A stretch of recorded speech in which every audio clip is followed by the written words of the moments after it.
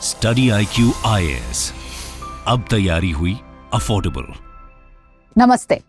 Israel Hamas war अब अपनी तीसरे हफ्ते में आ चुका है और अगर हम इलॉन मस्क की बात माने तो हम स्लीप वॉकिंग कर रहे हैं towards a third world war. Israel Hamas war अगर जल्दी से खत्म नहीं होगा तो जियोपॉलिटिकली हम थर्ड वर्ल्ड वॉर में एंटर करने वाले हैं अकॉर्डिंग टू इलॉन मस्क। जब ये वॉर शुरू हुआ था तब ये माना गया था कि इजराइल अपने पूरे माइट से हमास को हरा देगा और ये एक शॉर्ट टर्म वॉर होगा क्योंकि 2022 हॉस्टेजेस हमास के पास थे, जूविश हॉस्टेजेस। बट तीसरे हफ्ते में ये लग रहा है कि ये वॉर तो अभी और लंबा खींचने वाला है। बट आज हम ये वीडियो के माध्यम में समझेंगे कि ये वॉर कैसे खत्म होगा और जियोपॉलिटिकली वेस्ट एशिया में क्या चेंजेस आएंगे। इस एंड गेम को समझने के लिए एक IR का थियोरी यूज करने वाली हूं, zero sum game. Zero sum game theory का पार्ट है। बेसिकली ये माना जाता है कि इस जीरो सम गेम में कि एक बंदे के पास 100 रुपए और दूसरे बंदे के पास भी 100 रुपए और दोनों गेम खेल रहे हैं। अगर एक बंदे ने 10 रुपए हारा तो वो 10 रुपए सेकेंड बंदे के पास जाएगा। दैट इज एक बंदा 90 रुपए में आ जाएगा, एक बंदा 110 रुपए में आएगा। So there is a constant it is going on. 200 रुपए कांस्टेंट टेबल पे है। It's called zero sum game. कोई जितना हारेगा उतना ही जीतने वाला है। कहीं पे कोई लॉस नहीं है, कोई पैसा टेबल पे नहीं रह गया, थर्ड पर्सन नहीं आया, ऐसा कोई वेरिएबल नहीं होगा। जितना हारेगा उतना दूसरा पर्सन भी उतना विन करेगा। इसे जीरो सम गेम कहते हैं। अब अगर हम सोचे इजराइल हमास वॉर के बारे में और जो प्रिडिक्टेड सोल्यूशन बोला जा रहा है इस वॉर का वो है 2 स्टेट सोल्यूशन। हर जगह पे आपने ये सुना होगा 2 स्टेट सोल्यूशन। सऊदी अरेबिया का तो ये फेवरेट लाइन है कि 2 state solution is the solution for the Israel Hamas war. But 2 state solution होगा कैसे?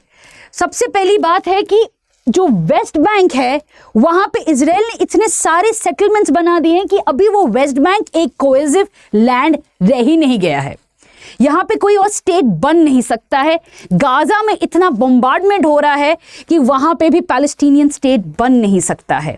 तो 2 स्टेट सोल्यूशन में पैलेस्टीनियन स्टेट बनने का पॉसिबिलिटी या प्रोबेबिलिटी ऑलमोस्ट निल है।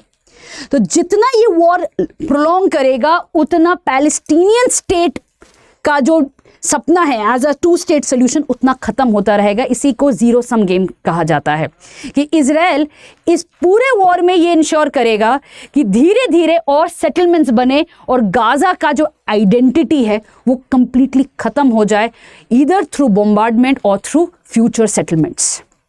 अब समझते हैं कि आज के दिन जो मेजर जियोपॉलिटिकल कंट्रीज हैं, सुपर पावर्स हैं, उनका स्टांस क्या है। तो चाइना ने कहा है, सबसे पहले तो चाइना ने कहा था कि नहीं इजराइल गलत कर रहा है। बट स्ट्रेंजली उन्होंने अपना स्टांस चेंज किया है जस्ट 2 दिन पहले और कहा कि नहीं, we support Israel's right to self defence.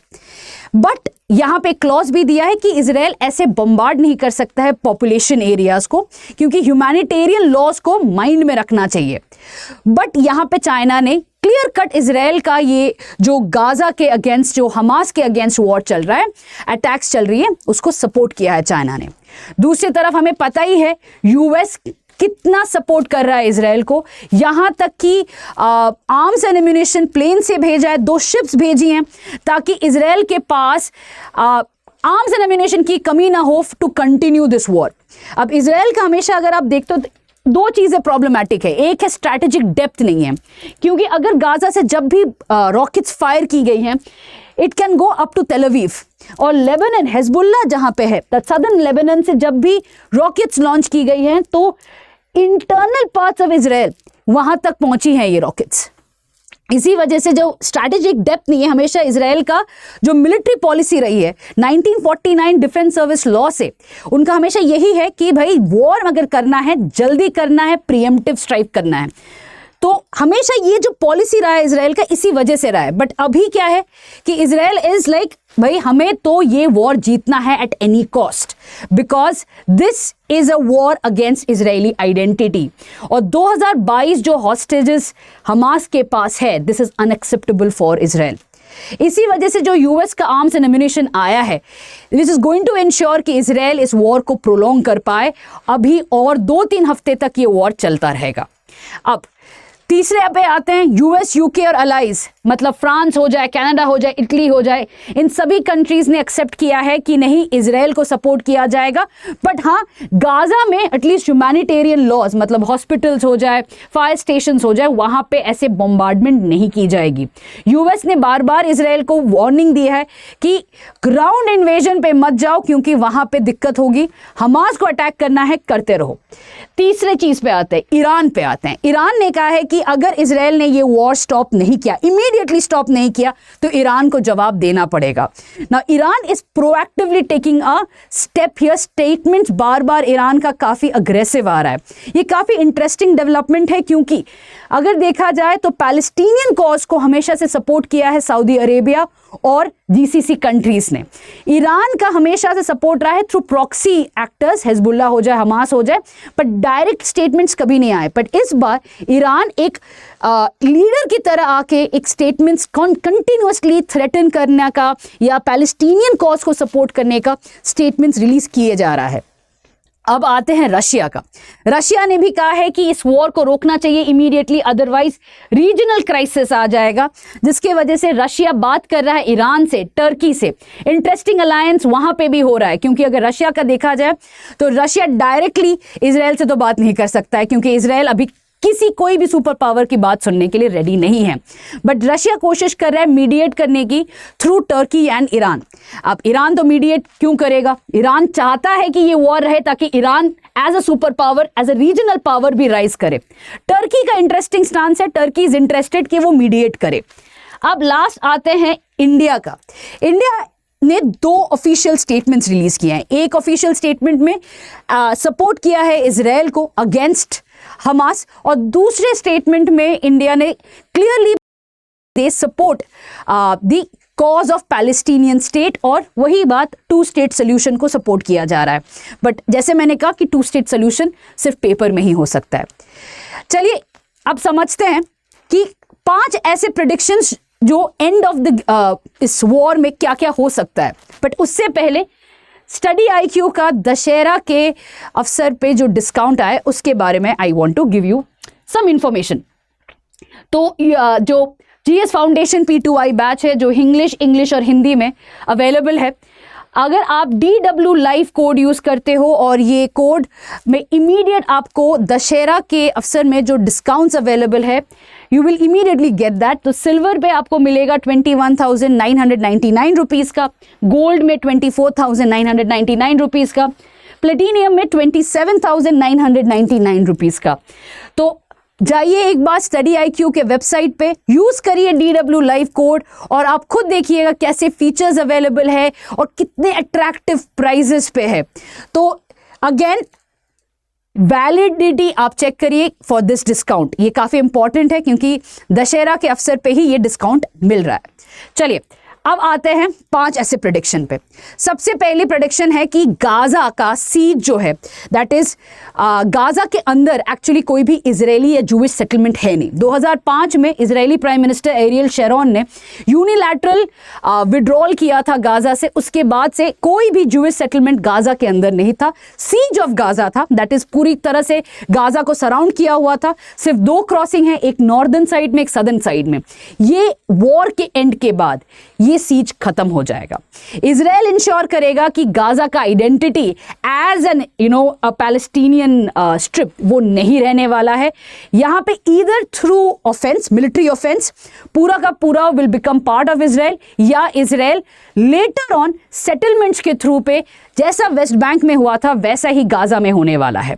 Israel Gaza का आइडेंटिटी अभी वैसा का वैसा नहीं रहने देगा। दूसरा प्रेडिक्शन, 2 स्टेट सोल्यूशन पेपर में ही रहने वाला है। कोई भी पैलेस्टीनियन स्टेट आज के दिन जो इजराइल के स्टेट है वहां पे नहीं पॉसिबल है। मैंने बार बार बोला है कि अगर ऐसा करना है तो सेटलमेंट्स हटाना पड़ेगा, और सेटलमेंट्स एक बहुत बड़ा पॉलिटिकल एजेंडा है। अगर सेटलमेंट्स पे बात आती है तो इजराइल में it's going to be a big mess, for not only politically, electorally, but also socially. तो इसीलिए 2 स्टेट सोल्यूशन तो होने से रहा। तीसरे प्रेडिक्शन में आते हैं, complete failure of the UN. UN का काम ये था कि वर्ल्ड में कॉन्फ्लिक्ट्स को रोकना। बट हमने देखा रशिया यूक्रेन क्राइसिस में, और हमने ये भी देखा इजराइल पैलेस्टीनियन कॉन्फ्लिक्ट में, यूएन कुछ नहीं कर पाया, सिर्फ स्टेटमेंट्स ही रिलीज कर रहा है और बार बार यही बोल रहा है कि नहीं एड जाने दो गाजा में। ना इजराइल को रोक पा रहा है, ना हमास को रोक पाया, ना ही कोई भी सुपर पावर को कंपेल कर पाया कि वो मीडिएट कर पाए। तो देखा जाए UN as a body has completely failed. अब रिफॉर्म्स करके भी क्या इसको बचा सकते हैं कि नहीं पता नहीं, but at this point of time UN is a complete failure of an international organisation. चौथे पॉइंट पे आते हैं, Iran and Turkey will emerge as regional leaders. आज तक वेस्ट एशिया में सऊदी अरेबिया रीजनल लीडर था, सऊदी अरेबिया पैलेस्टीनियन कॉज का leader था। जब भी कोई प्रॉब्लम हुआ है हमेशा सऊदी अरेबिया ने उनका वॉइस बन के it has always sided with the Palestinian cause. But आज के दिन देखा जा रहा है कि सऊदी अरेबिया के कोई नहीं पूछ रहा है, ना ही उनके स्टेटमेंट्स को सीरियसली लिया जा रहा है, बल्कि Iran has emerged as the true voice of the Palestinian cause. बार बार ईरान इजराइल को थ्रेटन कर रहा है, बार बार ईरान बोल रहा है कि अगर ये वॉर ख़त्म नहीं होगा तो हमें यहाँ पे एंटर करना पड़ेगा, हमें पैलेस्टीनियन लोगों को प्रोटेक्ट करना पड़ेगा। तो कहीं ना कहीं एक जियोपॉलिटिकल शिफ्ट ज़रूर हो रहा है वेस्ट एशिया में। इंटरेस्टिंग बात है टर्की की, जैसे कि मैंने बोला कि पहले कि रशिया टर्की को देख रहा है as a partner for mediating. अब टर्की और इजराइल का रिलेशन कभी इतना अच्छा नहीं था, देवर पॉलिटिकली ओके नेबर्स हैं, बट इतना कभी एक स्ट्रॉन्ग पार्टनर की तरह कभी नहीं थे। बट टर्की अभी at this point of time as a neutral party आ सकता है फॉर मीडिएशन। अगर ये ऐसा हुआ तो टर्की का भी रोल रीजनल पॉलिटिक्स में बढ़ जाएगा। अब आते हैं पांचवें प्रेडिक्शन पे। India will face a difficult challenge to its West Asia policy of dehyphenation. Dehyphenation policy क्या है? डीहाइफिनेशन पॉलिसी 2015 में हमारे प्रधानमंत्री नरेंद्र मोदी ने ये डीहाइफिनेशन पॉलिसी दिया था। ये पॉलिसी क्या है कि इंडिया पहले क्या करता था कि इंडिया इजराइल पैलेस्टीनियन रिलेशन को देखता था, दैट इज इजरायली रिलेशन को पैलेस्टीनियन लेंस से देखता था। बट 2015 में हमारे प्रधानमंत्री ने ये पॉलिसी किया कि इंडिया इजराइल रिलेशन अलग रहेगा, इंडिया पैलेस्टीनियन रिलेशन अलग रहेगा। तो बेसिकली एक हाइफन जो था इजराइल पैलेस्टाइन के बीच में वो हटा दिया और दोनों रिलेशन को सेपरेट कर दिया, India Israel, India Palestine.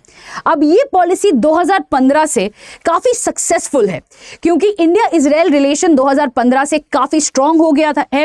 Along with it India ने पैलेस्टीनियन कॉज को भी काफी सपोर्ट किया है through monetary aid as well as through several grants, scholarships and everything. But अगर ये वॉर कंटिन्यू होता रहा तो इंडिया को ये बैलेंसिंग एक्ट जो इंडिया इजराइल और इंडिया पैलेस्टाइन जो बैलेंसिंग एक्ट है उस पर काफ़ी बड़ा चैलेंज मिलने वाला है। इंडिया को कहीं ना कहीं फोर्स किया जाएगा एक स्टैंड लेने के लिए। अभी तक दोनों स्टेटमेंट्स जो ऑफिशियल स्टेटमेंट्स आई हैं इंडिया ने दोनों तरफ को सपोर्ट किया है, बट कोई एज ऑफिशियल स्टैंड कहीं किसी को सपोर्ट करने में नहीं लगाया है। It has balanced it. But ये अगर वॉर चलता रहा 2 हफ्ते तक चलता रहा और ह्यूमैनिटेरियन कॉस्ट बढ़ता रहा तब इंडिया को भी एक स्टैंड लेना पड़ेगा, which is going to be one of the biggest challenge to India's West Asia's policy. तो ये है 5 predictions for the end game of India, for the end game of Israel Hamas war. अब problem यही है कि जैसे जैसे ये वॉर बढ़ता जाएगा वैसे वैसे ये कंट्रीज जो सुपर पावर कंट्रीज खुद को मानते हैं वो अपना इंटरेस्ट बेस्ड पॉलिटिक्स खेलेंगे। और यहाँ पे एज यूजुअल मैंने हर पहले वीडियोस में भी बताया है कि आईआर में सिविलियन लाइफ का कोई कॉस्ट नहीं होता है। तो जैसे जैसे ये वॉर इंक्रीज लेंदी होता रहेगा वैसे वैसे ह्यूमैनिटेरियन टोल भी बढ़ता रहेगा और यही है सैड रियलिटी ऑफ आईआर। चलिए इसी के साथ वीडियो खत्म करते हैं। Thank you. Study IQ IAS, अब तैयारी हुई अफोर्डेबल।